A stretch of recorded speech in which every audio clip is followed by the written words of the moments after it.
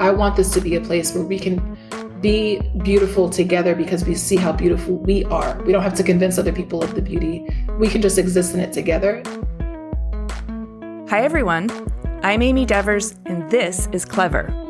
Today, I'm talking to artist, technologist, and researcher Ari Melenciano. Ari's art and research practice explores computational anthropology, societal subconscious intellect, the ethnographical morphing of artistic expression across diasporas, speculative design, the formation and embodiment of mythology and rituals, and the materialization of omniscoped research in the form of quasi-pseudosciences.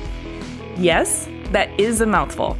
And yes, she is absolutely as smart and fascinating as that sounds. She is the founder of Afrotectopia, a cultural institution that is imagining, researching, and building at the nexus of new media art, design, science, and technology through a Black and Afrocentric lens. Afrotectopia has hosted talks on things like creating an anti-racist technoculture and created interactive projects like Metamorphosis, an audio-visual healing environment. An academic and educator, she is currently teaching courses on emerging technologies like AI, art, and design at New York University and Parsons The New School. Her work has been supported and published by Sundance, the New York Times, the Studio Museum of Harlem, New Museum, MIT Media Lab's Space Exploration Initiative, the National Endowment for the Arts, Dean Journal, and so many more. I'm pretty confident that listening to her will change the way you see everything. Here's Ari.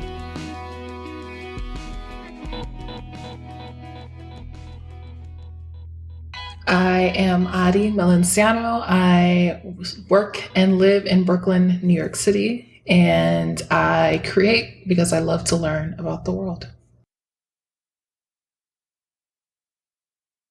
I learned so much in researching you and your work that I am so excited to dive in. But before we get to what you're doing now, I want to learn about young Ari. Can you take me back to your formative years and tell me about your childhood, your family dynamic, and the types of things that captured your young imagination? Yes, I was born in Miami, Florida, to two parents. They came from Dominican Republic, so both of them were immigrants. And then I mostly grew up with my mom and my sister. We moved from Miami to different parts of New York State. We lived in Lower East Side, New York for a little bit. One of my favorite stories that my mom tells me when I was younger, I was like 4 years old while my older sister was in like dance class. My mom and I would stand on the corner and I would just pass out all of my drawings to strangers just because I loved my art and I wanted everyone to have it too. So I reflect on that a lot of like, what does that mean as far as like who I am and just loving to create. So very much invested in the arts, grew up loving art. My mom also invested in my sister and I going to different museums and different art supplies. Also was a self-proclaimed gadget girl. Loved calculators for whatever reason, anything with buttons. Like everywhere I went before even going to school, I had a backpack full of gadgets. So I just also had this general inclination towards the possibilities when merging art and tech together. For whatever reason, I had this inclination that them two coming together would be something really beautiful. Even though I didn't really get to see that too much around me, I just thought that like something about art and tech was really special. Whatever I could get my hands on that was similar to both of those was exciting for me. Were you an outlier with your mom and sister? Your mom was clearly involved in taking you to the museums and things, so art was celebrated in the family. But did this gadget girl persona persist throughout the family, or were you the owner of that? My mom, she's always telling me about another cooking gadget that she's bought. So maybe maybe we just like stuff that's technically kind of cool. But no one around me was interested in tech at all. You're older or younger than your sister? She's older than me by 8 years. So we were just generationally very apart. But what I did get a lot from her was music. Like that's how I became a big Aaliyah fan and knew all about the 2000s, hip hop, like all that stuff. Oh yeah. Older sisters are great for that. Yeah. Okay, so now I want to hear about teenage Ari, because that's a time when many of us are lurching clumsily toward adulthood and struggling to individuate, but also trying to find our collective. And so I'm wondering what your teenage years felt like and sounded like. Well, even as a kid into teenage years. My nickname in pre-K was Silent Stream. So quietness was always a thing of mine. I was extremely shy and quiet for most of my life. And I think more in like high school, that's when I really started to branch out and like get more comfortable with myself. And then I kind of reverted again to being quiet in college. And then in mid 20s-ish to now is where I'm like back into, oh, okay, I see who I am and I have a greater comfort. So teenage year was very much extremely introverted, but also just extremely interested in the world still. Like academics was everything. I loved school. I left school until high school. Then I like started liking the social stuff and not really caring as much as the academic stuff. Or actually taking steps back, even in elementary school. I loved school so much that some of my favorite things would just be coming up with different mathematical equations and then my teacher announcing that to the class, and I would teach everyone this different way of learning the mathematical equation I were doing. Like for me, that was really exciting, of just like taking a lot of time studying the ways that we're learning and thinking about new ways to do it. So school was really, really important to me. And then teenagers, like the art persisted. I was always creating. I always was the president of my school in elementary school and middle school and even high school. And I always left like a mural inside the school. So finding ways to kind of bring art and use that to represent the community was really important. Always was very active. I played sports growing up. I was always on a sports team. Every season in high school, I was on a different tennis, soccer, track. So just very active and creative and social, especially high school. I'm kind of interested in this leadership position that you always had and went after. As a shy person, that surprises me. Yeah, it's weird. Clearly, your drive to lead was stronger than your need to recede. Yeah, I think as I get older, I'm like, oh, wow, I was just always afraid of saying the wrong thing, being the wrong thing. It was just like this fear that was very much rooted in perfectionism. But I also really trusted myself and had a lot of confidence in myself. So it was both like being really quiet, but also just like I see things that I don't think other people are seeing. I've always had this like level of responsibility. Like my mom tells me, you cannot carry the world on your shoulders because everything will affect me. But it's really just, I just really want this place to be better. I see how I can make it better. So that was more of like, I want to be a leader because I want to make it better. Yeah, well, it's all adding up. It's all adding up. So in terms of the college years, you went to University of Maryland for your undergrad. Then you studied in Barcelona for a bit before going to NYU's ITP, Interactive Telecommunications program, for grad school. Can you describe your personal and creative evolution during the college years?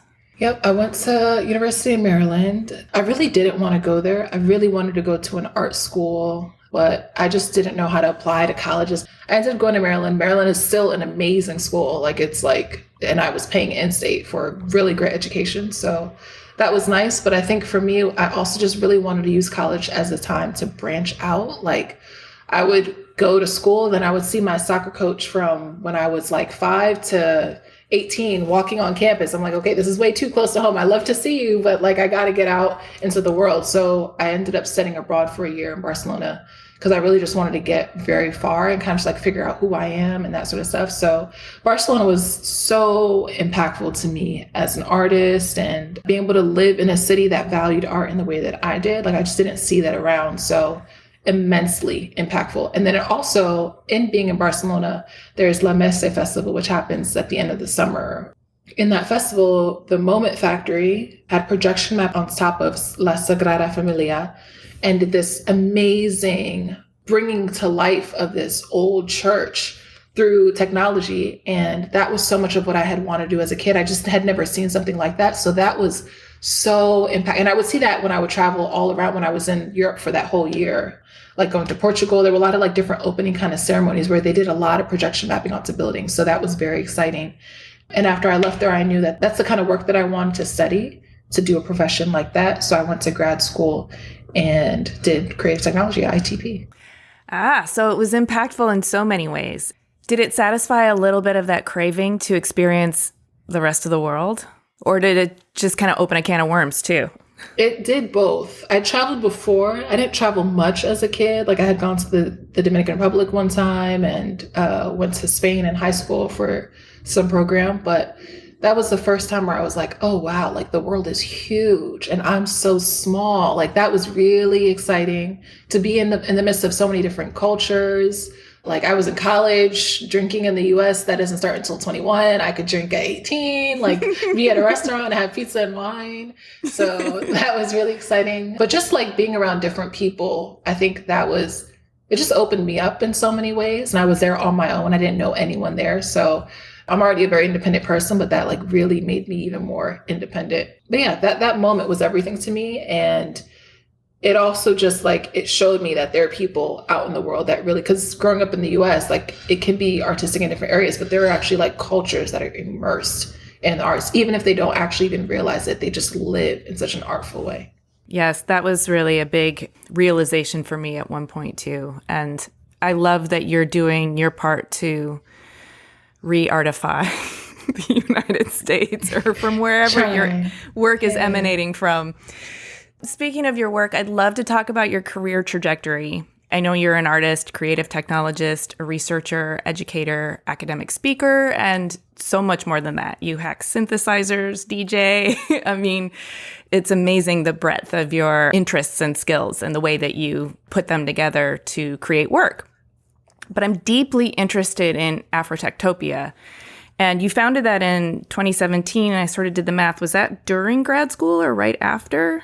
Yeah, during my second year of grad school, founded that. That really came from a variety of different experiences. One being finally in a program, and it just felt like a dream come true, where all the things that I loved were happening at one time simultaneously. Like to be able to learn technology in a way where I had been so intimidated before. Like I had gone to a science and tech magnet program. High school really didn't touch the tech. I would let the guy in my group kind of lead it. And just because I didn't feel confident in myself and I didn't feel like I knew what I was doing, and it stopped me from even trying. So to go to a tech program where I had this natural affinity towards art and tech, but didn't have the comfort of computer science to approach it, to be in a program that taught it in a way where I could bring my artistic skills, like that was a superpower that I had. I didn't have to rely on knowing all these different coding languages. So that gave me a huge confidence boost. And then to go in and create, and I'm learning all of these things about physical computation and creative coding, but I have all this art way that I want to apply to it. That was everything. It was a dream come true. And then the other sides to it of just being in a program where all my professors are white, or at least not Black. And then always being that student in the class where I was raising my hand saying, this doesn't seem like it's very culturally sound, or it's not going to resonate across society. Or like, I felt like I constantly had to advocate because it just didn't exist there. And that was a frustration. So it was a great time, but it was also extremely frustrating. It just very organically came to me of, oh, let me just create a community, because I don't know of a community that exists where it's Black people that are thinking about art and tech, and we have all this access to all these different resources. And I want to make sure that Black people can see themselves in this space, because I didn't really see myself in the space. For whatever reason, I had that inclination, but I didn't see anyone that was doing any of the stuff that I'm even doing today that looked like me. So it was trying to figure out, how can I bridge a community together where we can build each other up and show each other all these different tools and resources, and then also show the world that this community exists and that we should be tapped into and invested in. It just didn't feel like there was much effort in making sure that this kind of people exist in these different programs. Because what was happening in my own program was happening across academia. Like generally, academia is very racially inadequate. Generally, technology is extremely racially inadequate. So I think just like, for me, it was very much of, okay, how can I show that this is something that is really valuable, both to ourselves and to others? Well, I mean, you're doing a phenomenal job of that, I think. But for our listeners, can you give us an overview of what Afrotectopia is, like the framework of it? And I know it's evolving over the years, so maybe you can tell us the story of Afrotectopia as it evolves and intertwines with all of the other professional work you're doing in terms of, like, I know you were a creative technologist at Google for a couple of years, and you're on faculty at NYU, and you were an MIT research affiliate. So all of that seems like it's winding around together and creating a very relational field that's super fertile. It was in my second year of grad school and having all those different experiences.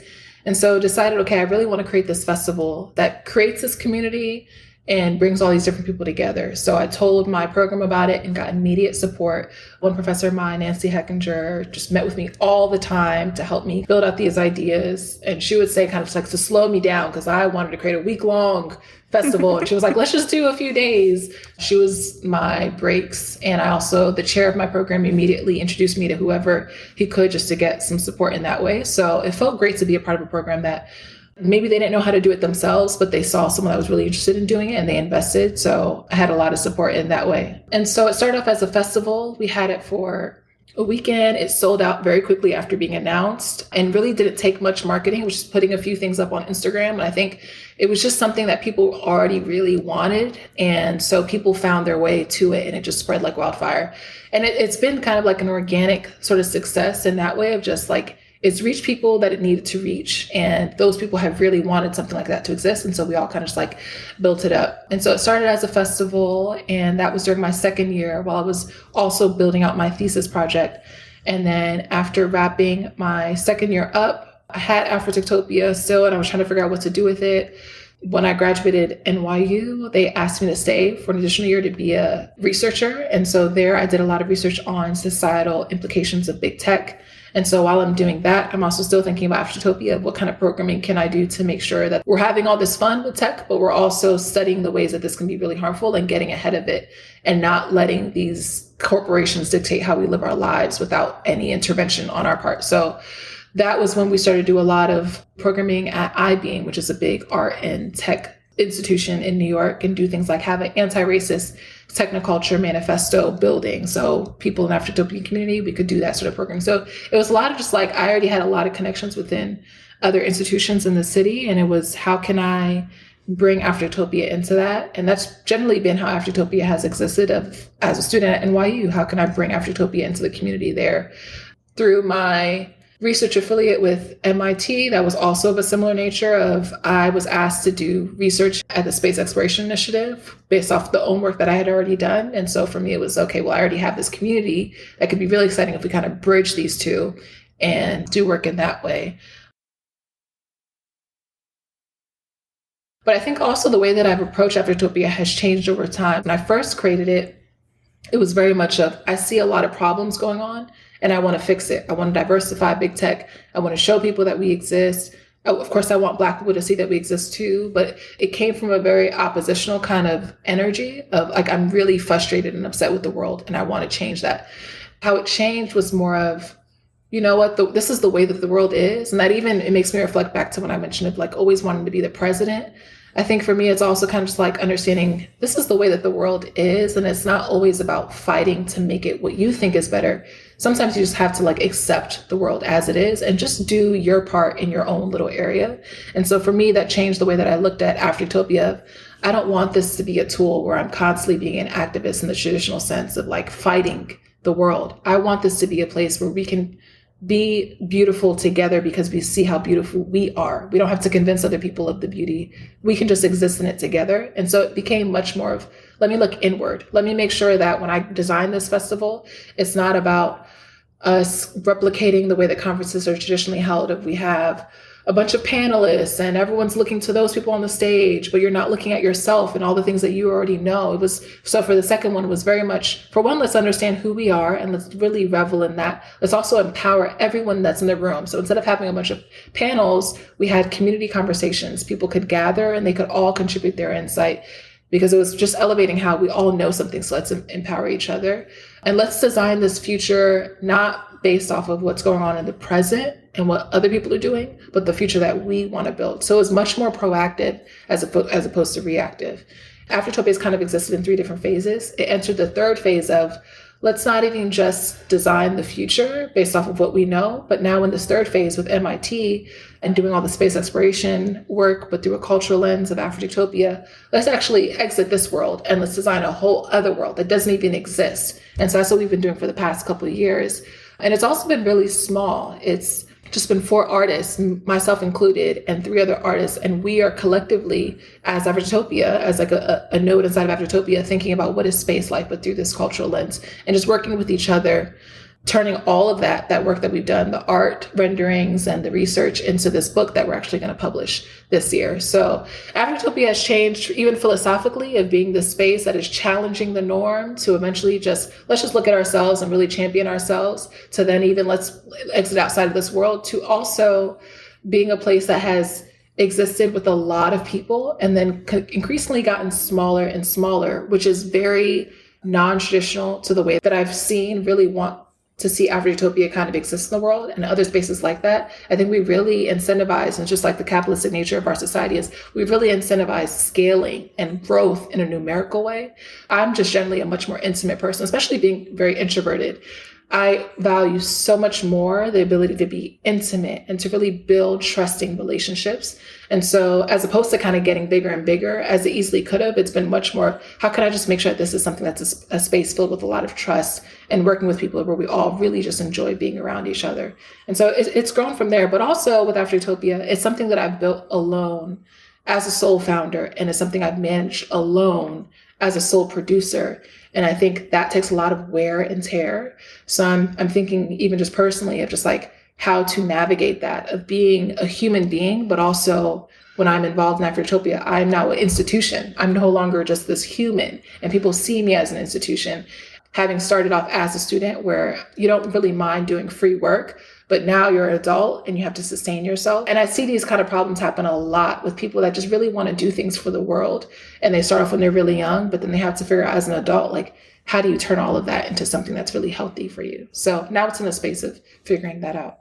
What I am hearing is, as you sort of go from traditional conferences down to a more collaborative, self-reflective collective, your outputs are still open source and available to all. So it's not like you're keeping it for yourselves necessarily, but you are guarding the space in which it's created so that it can't be compromised by just being diluted or depleted, or people not feeling safe or totally comfortable, or not seeing themselves in it. And so in general, in the way that I've learned that you have approached this, there's a caretaking to it that's really, really, really powerful. A concentration of energy and intimacy that seems to me to be, when you concentrate something and at its epicenter, it has all this potential. If that potential is shared in a way that doesn't deplete the concentration at the epicenter, then it does seem sustainable. And so much of that seems like it is a process of caretaking and making sure that you keep that nucleus kind of nurtured. Yeah, exactly. It's like you really have to protect it. It's a lot of emotional work. And it's also, when you're building for a community, it's about race, and it's the Black race. There's so much that's in that. And so for me, I've always been very cognizant of, there's just a lot that's going to exist inside of a space when it's a space that at the core of it is very much about race and about Blackness and just all that comes within that. And I think also, just as you were saying, it's just like you have to preserve yourself, because when you're approaching something that fragile, so much care goes into it. Every little thing matters. So I think for me, I've learned that a lot of, for when I have to protect myself as a human being and my energy, because all of that's going to enter the space, but I also have to protect any sort of energy that's happening inside that space, because as you mentioned, it also very much, the biggest thing is that it's helping way more people than have access to it. Like it's always been very hyper local to New York, just because that's where I am. And then when the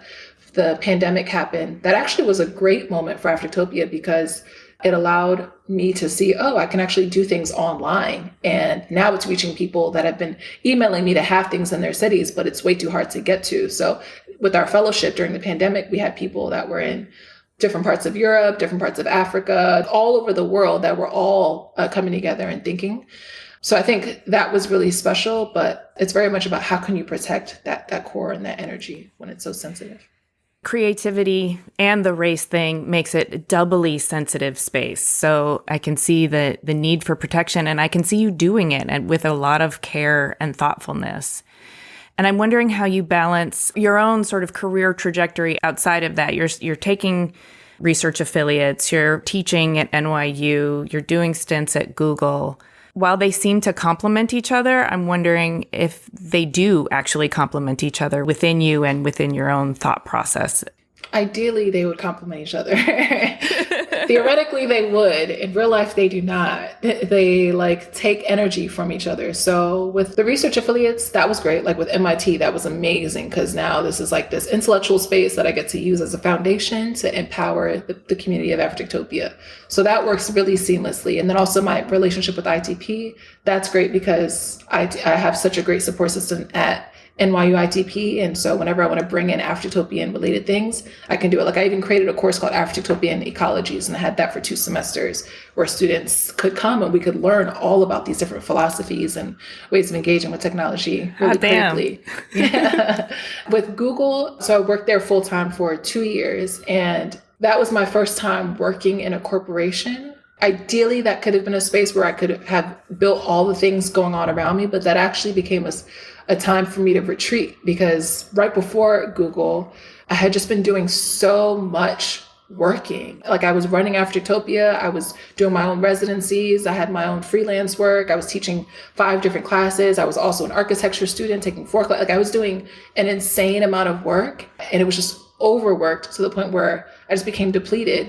And then also I was finding moments where even trying to be very careful with things like Afrotectopia, there were tensions because just because you have people that are all coming together that share a certain ethnicity or race does not mean that everyone has the same values and ideologies. So I think that was a really big moment for me of, okay, I have to be even more careful about how I approach all of these things. And it was an amazing lesson for me. So with my time in Google, that was more of me, for one, just being really exhausted, but then also it's such a demanding job that I didn't even have time to do anything outside of that. So I tried to do as much as I could with Afrotopia, kind of building it and all my other stuff, but also I just had to, be as healthy as I could for myself. So I'm no longer working there. I had to just really take a step back and understand I have to be really intentional and careful about the way that I use my energy and the spaces that I exist within, because if it doesn't align, then it's really going to affect me in ways that I'm so good at covering up with work and being busy, but I can feel it and I can see how my body is feeling. So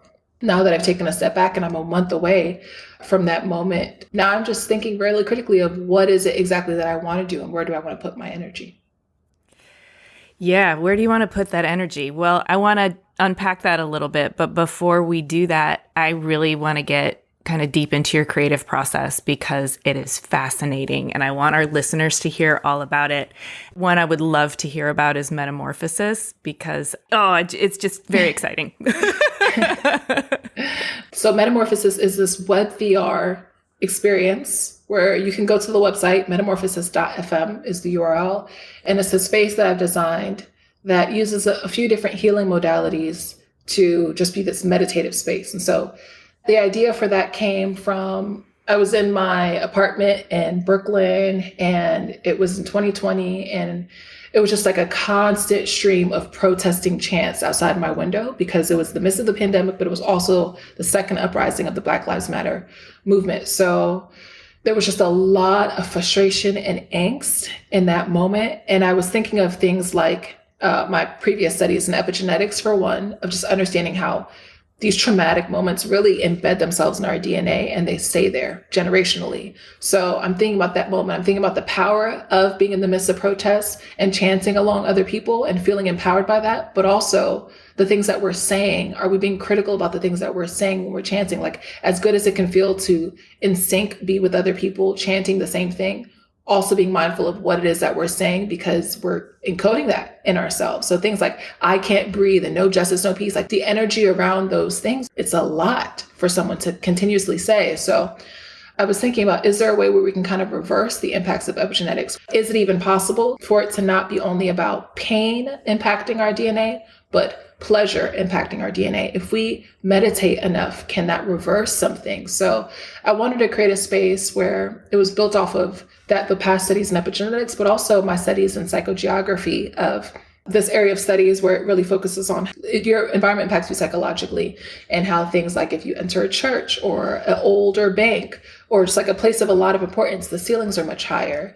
because that is meant to signify to you that you're in the midst of something great and you have a smaller presence, to respect it. So I loved that way of kind of thinking about energy of like, when you enter a space, you know that it's significant. So I wanted to create that inside of Metamorphosis, where I had higher ceilings, also setting how psychogeography talks about how when you have curved kind of walls and the edges, that actually allows for more calmness as opposed to like angular and rigid kind of structures. So everything is very circular.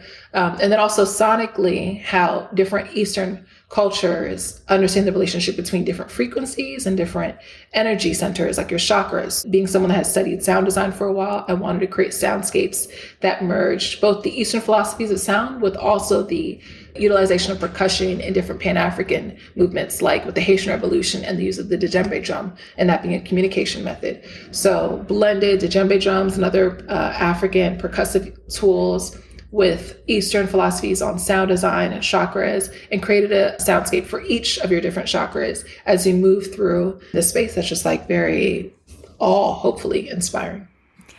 I love the energy and the intentionality at the base of it, which is, if epigenetics encode traumas on our DNA, what can we do to either heal those traumas or to counterbalance them with a sort of positive encoding? And I can see you thinking like both a healer and a technologist and, of course, an artist in all of this. And it strikes me as incredibly powerful to also be able to hear oneself reflected in the percussive rhythms that are being deployed. I think so many spaces just have this Western origin or veneer even. And so to be able to be in a space that isn't so Westernized, even if it's in your own mind, Yes, is really, really beautiful. It would seem to be also a kind of quiet and self-reflective and nurturing way to kind of decolonize. Yeah. What's the kind of feedback you've gotten from this space? Like, what have people's responses been and how do they feel? It exists out there, but I don't really have any interaction with people that use it. It's just a website. So when I present it, people are excited, but I'm presenting it along with a bunch of other work. So I don't really know what people's actual experience with Metamorphosis is consistently. But from the people that I've talked to one-on-one, back when I first made it, excited about it. I just shared it on my Instagram. I kind of just like make things, share it, and then I move on. So I don't even know. Yeah.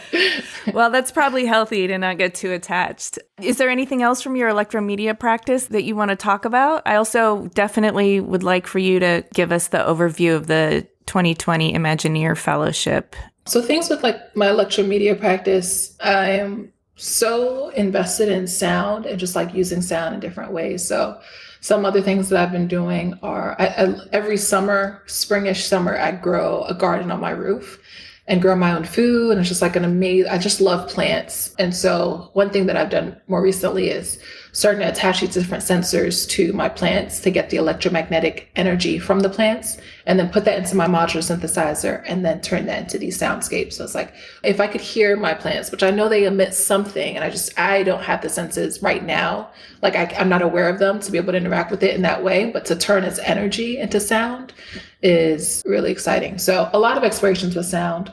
With the 2020 Imagineer Fellowship, that was just one of my favorite moments within Afrotectopia, because we've had 2 festivals and those have been extremely fulfilling, of just seeing the way that people feel in those spaces and the times that we're having together. But the fellowship, that is what really inspired me to continue going in this more intimate way, because the fellowship actually only plans a budget for 5 different fellows. And I met with over 200 people around the world who were interested in doing it. And I was like, oh my God, there's so many amazing. So I extended it to 10. So there were 10 of us fellows that were together for a month and a half. And what we did was I came up with these different, before even announcing the fellowship, I came up with these different areas that we could potentially explore as fellows, and decided the fellows that were selected would be the ones to really decide what work we actually do. And they all wanted to do those that had already been predetermined. So it was great. We just like jumped right in to all of these different issues. Some of the issues were, it was in the time of the pandemic. So it was, how can we create a pedagogy that is culturally sensitive, but also online and like technologically relevant, or those kind of things. A bunch of like of the time urgent ideas and areas to explore. So what we did, the fellowship, the whole purpose of that was using the savings of Afrotectopia, because again, as a sole founder, I don't have time to fundraise. So if I just have some money, I'm just going to figure out, okay, how can I use this creatively to make something with Afrotectopia? So with the savings, it was funding the fellows to just dream. Like all we did was just dream and imagine for a month and a half. I would write everything down. I would create mural boards for them to write their own notes down.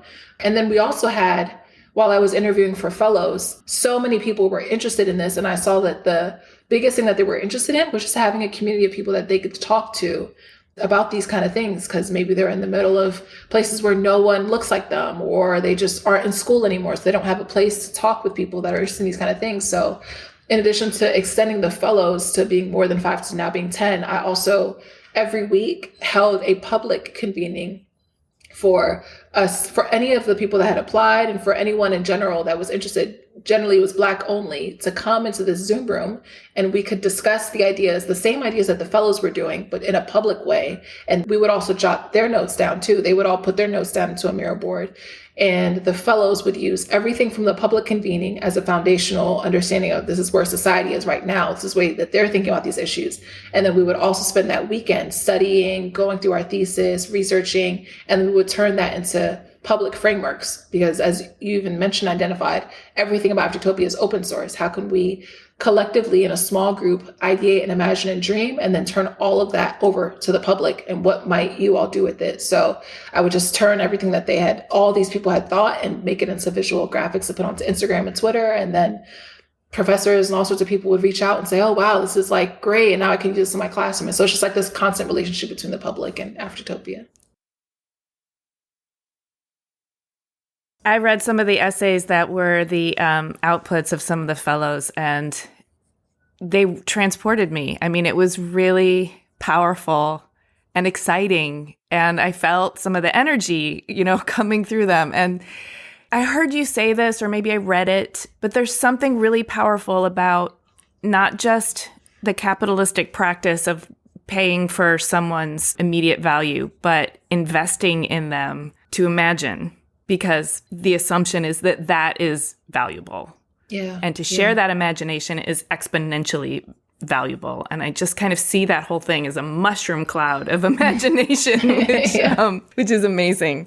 And it takes a very cognizant, intentional person to build a space like that, knowing that it's not about a concrete output, and I'm not directing it from the beginning about where we're going. I'm just creating the space to go somewhere. Yeah, that's one of the big things that I learned with Afrotopia. I can do all the planning and have this vision, but at the end of the day, it's not about my vision. It's about the space that's created. That's the vision, but it's the people that come in and they turn it into something that I couldn't have even imagined. And so that's what I just constantly try and create, is I kind of call it the container. It's just that space. A lot of thought, as you're recognizing, goes into just how are we going to experience each other. But the best part of it is just the energy that people bring into it and what they want to turn it into. You mentioned earlier something about being really intentional about how you spend your energy. I'm really curious about this because I think it's something that a lot of us are reckoning with. And I think it's something that we are kind of all understanding, that capitalism and hyperproductivity has the promise to kind of beat that out of us and deplete us. But there's so many existing frameworks in place that demand your time, attention, your energy, that you have to be very proactive about how you spend it. And it sounds like you are, and you're really sort of developing your own framework and decision-making for how and where to spend your energy. And I wonder if you can share any of that with us. Where are you at with it now?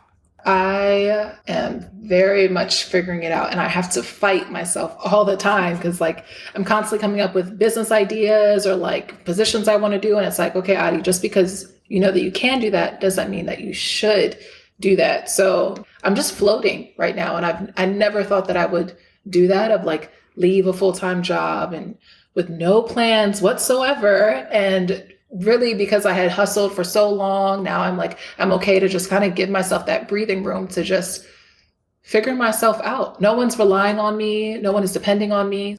I think also me just understanding life is so much more than what we're taught to believe. And it's not all about clocking in every day. It's not all about capitalize. Like I used to be the kind of person where every moment had to make money for me. I was doing 20 jobs at one time. Like anytime I had a free moment, it was all about, okay, how can I make money here?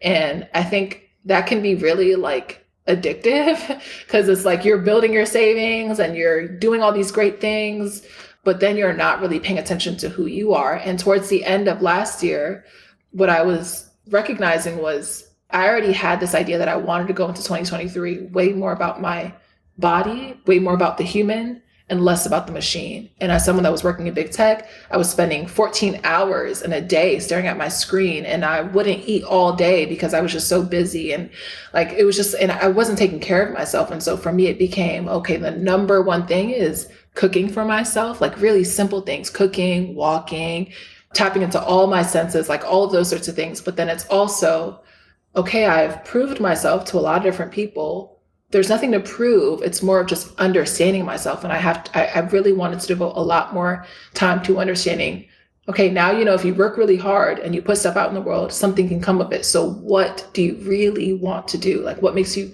really excited? Not what you're good at, but what like really makes you fulfilled and makes you excited to wake up.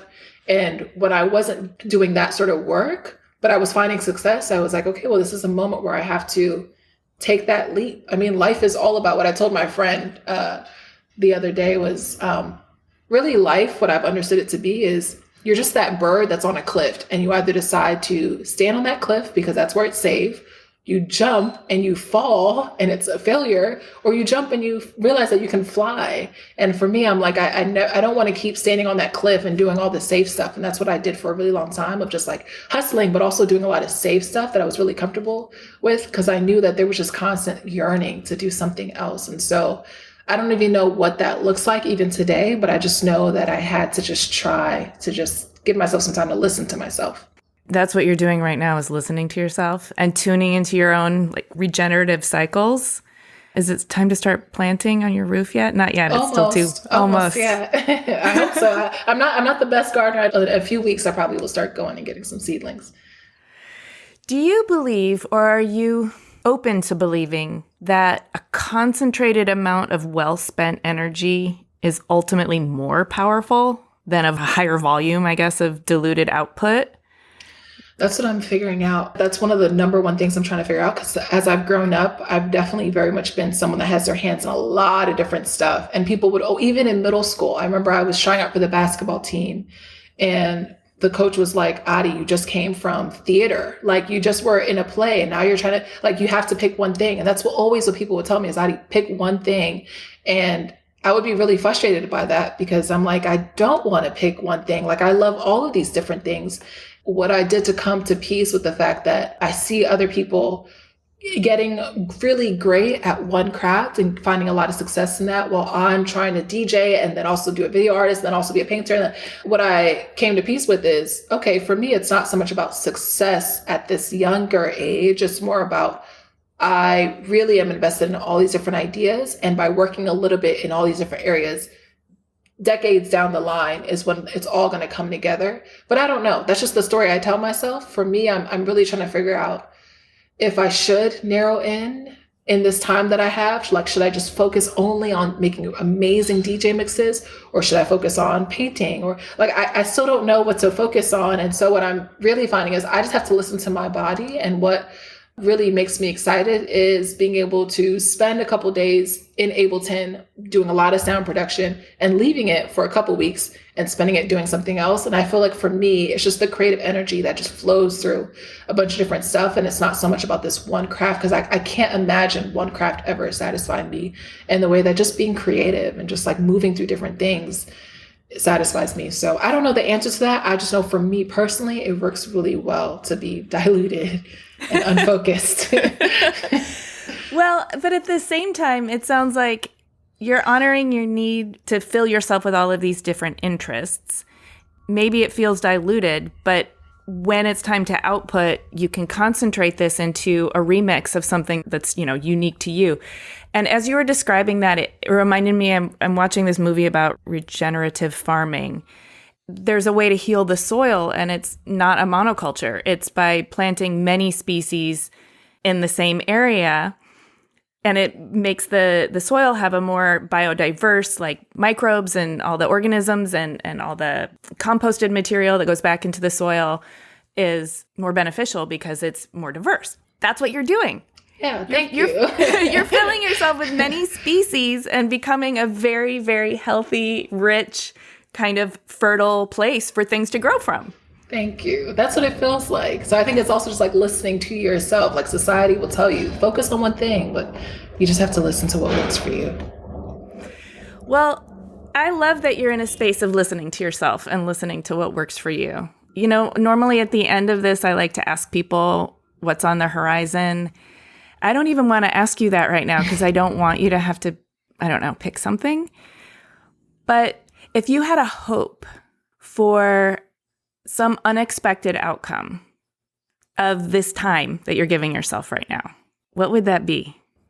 I think what I'm also realizing is as much as I built community, I think it was very much in service of what I thought was needed, as opposed to thinking about what's the community that I need. And I am just constantly buzzing with all these different philosophies. And so now that I'm out on my own again, I'm pushing myself more out there. It's kind of like being a lighthouse in the middle of the ocean and just saying, I'm doing this. Is anyone else thinking about these kind of things? And so for me, I think what I would love is just to find more people that are really excited about the things that I'm excited about and just to community with them. So you want to go to the lighthouse and be instead of being the lighthouse. Yes. Yes. Or maybe a little bit of both, but probably. That makes a lot of sense. Well, you're such a fascinating and I want to say very generous, very thoughtful, gorgeous spirit. I really hope you do find the community that makes you feel full and abundant and fertile and seen. You too. Hey, thanks so much for listening. For a transcript of this episode and more about Ari, including images of her work and a bonus Q&A, head to cleverpodcast.com. If you can think of 3 people who would be inspired by Clever, please tell them. It really means a lot to us when you share Clever with your friends. You can listen to Clever on any of the podcast apps. Please do hit the follow or subscribe button in your app of choice so our new episodes will turn up in your feed. And if you're feeling generous, we would love you to rate and review. Thank you in advance. We love to hear from you on LinkedIn, Instagram, and Twitter. You can find us at Clever Podcast, and you can find me at Amy Devers. Please stay tuned for upcoming announcements and bonus content. You can subscribe to our newsletter at cleverpodcast.com to make sure you don't miss a thing. Clever is hosted and produced by me, Amy Devers, with editing by Rich Straffolino, production assistance from Alana Nevins and Anushka Stefan, and music by L1011. Clever is a proud member of the Surround Podcast Network. Visit surroundpodcasts.com to discover more of the architecture and design industry's premier shows.